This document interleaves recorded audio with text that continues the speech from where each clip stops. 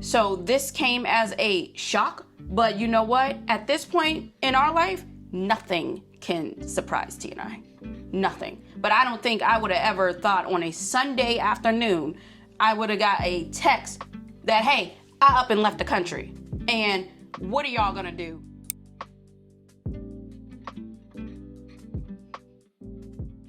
Welcome back to the channel, y'all. And what's up, family? Uncles, Grandmas, nephews, grandmas, grandpas, grandpas, cousins, brothers, in-laws, whoever. Did we forget anybody? No. Oh, that's all. It's all family. Yeah, all right. all our Welcome family. back. Either way. So today we're going to talk about another tenant sort of issue, you could say. No, it's definitely an issue. And we want to ask for you guys' advice on this. So make sure you stick around, watch this video in its entirety, and please comment below and let us know what you think we should do. So yesterday, around 3 o'clock our time, Eastern Standard Time, we get a text message from our tenant that says she has left the country and bought a house in Portugal.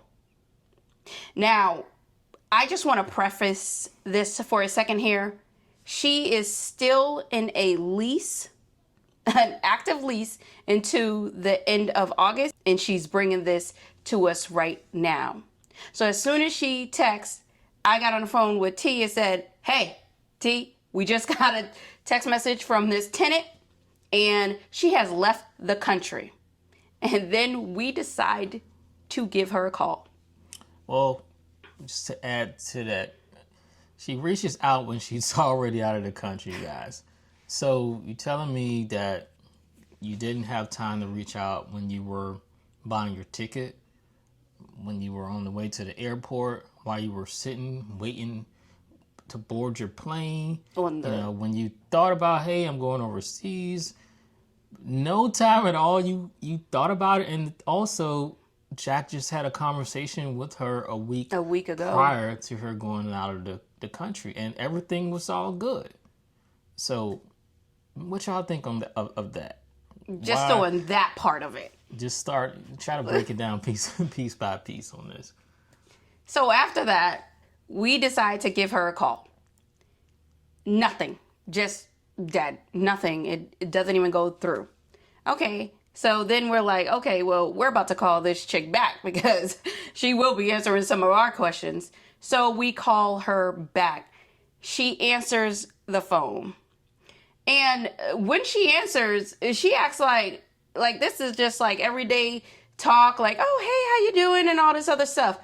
But we get straight to it. She said, yes, she is in Portugal right now, closing on her 4th home. And she was wanting to know, what are we going to do? We say, well, hold up.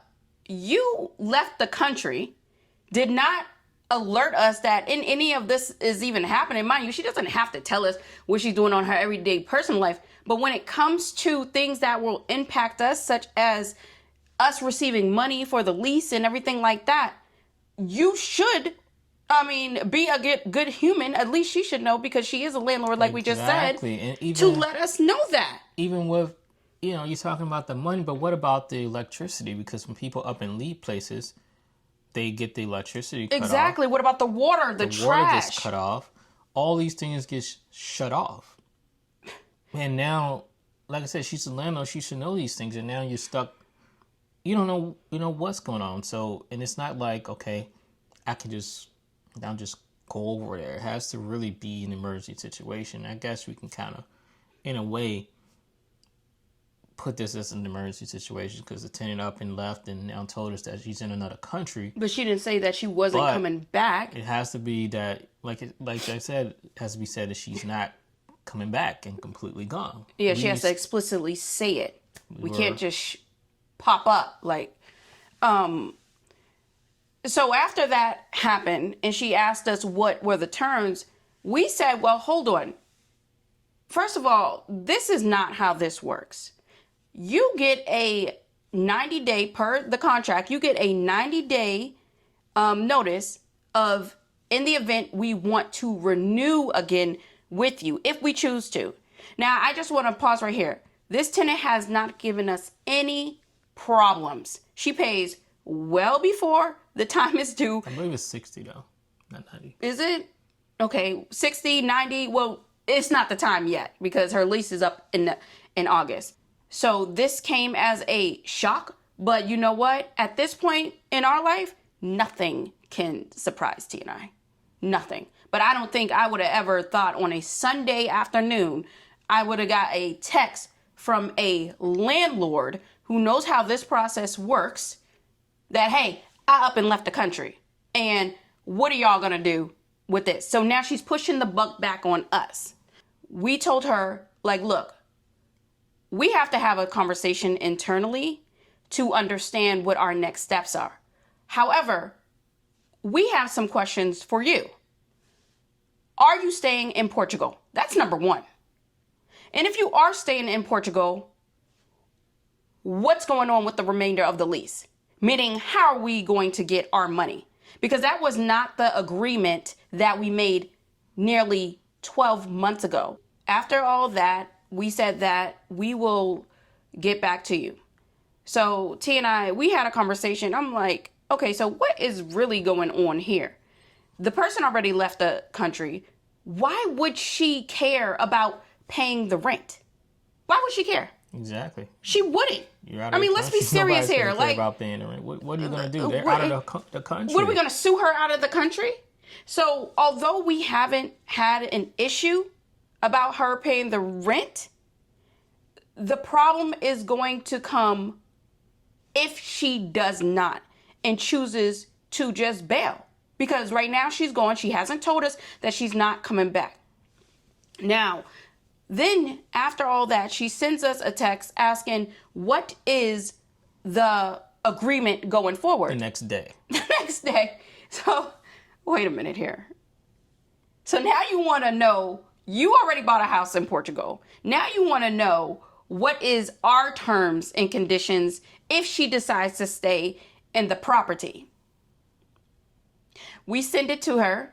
We tell her, hey, like, this is going to be the rent.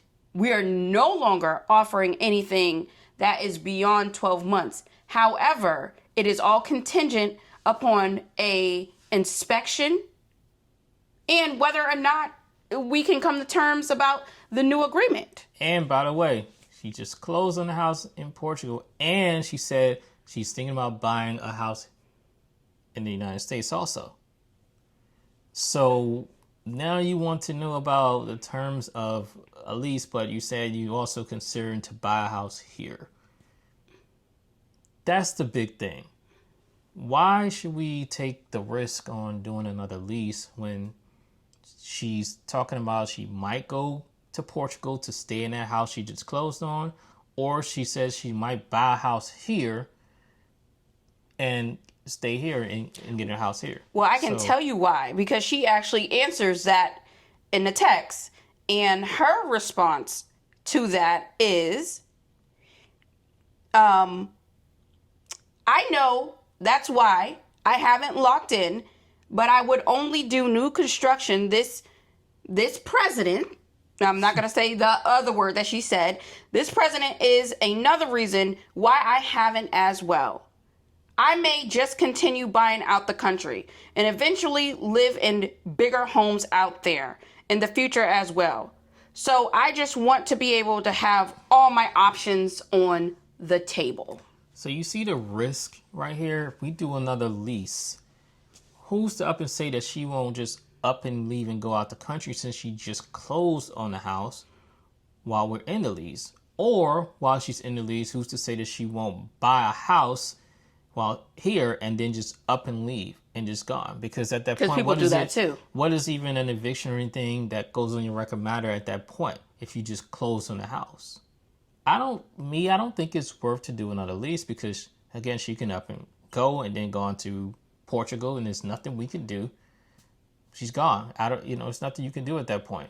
And now you got to do what you got to do with the property, and then, of course, re-advertise or get someone else in there. Or while in the lease, like I said, she can just buy another place here and move, because what does it matter if anything is on the record or anything for non-payment?